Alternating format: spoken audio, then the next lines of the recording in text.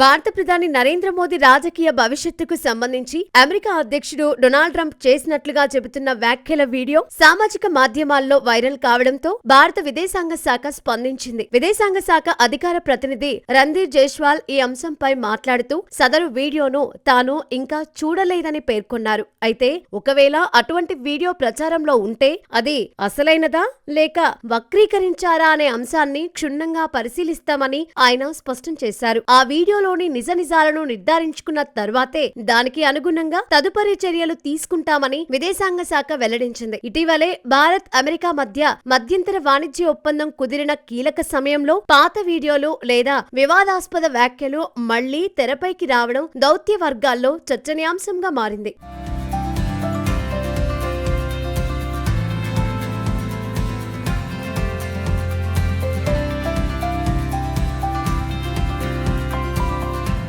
గతంలో రష్యాపై అంతర్జాతీయ ఆంక్షలు ఉన్నప్పటికీ భారత్ అక్కడి నుంచి చమురు కొనుగోలు చేయడంపై డొనాల్డ్ ట్రంప్ కొంత అసహనం వ్యక్తం చేసిన సందర్భాలు ఉన్నాయి. ఆ సమయంలో శ్వేత సౌధంలో ప్రసంగిస్తూ ప్రధాని మోదీని ఒక గొప్ప వ్యక్తిగా అభివర్ణించిన ట్రంప్ అదే క్రమంలో మోదీ రాజకీయ జీవితంపై కొన్ని ఆసక్తికర వ్యాఖ్యలు చేశారు. తాను మోదీ రాజకీయ భవిష్యత్తును నాశనం చేయాలనుకోవడం లేదు అంటూ ఆయన అప్పట్లో వ్యాఖ్యానించినట్లు తెలుస్తోంది. ప్రస్తుతం ఇరు దేశాల మధ్య సత్సంబంధాలు కొనసాగుతున్న తరుణంలో ఈ పాత వ్యాఖ్యలు సోషల్ మీడియాలో వైరల్ కావడంతో ప్రభుత్వం అప్రమత్తమైంది. రెండు దేశాల మధ్య కుదిరిన తాజా వాణిజ్య ఒప్పందాల నేపథ్యంలో ఇటువంటి ప్రచారాలు సంబంధాలపై ప్రభావం చూపకుండా చూడాలని భారత్ భావిస్తోంది.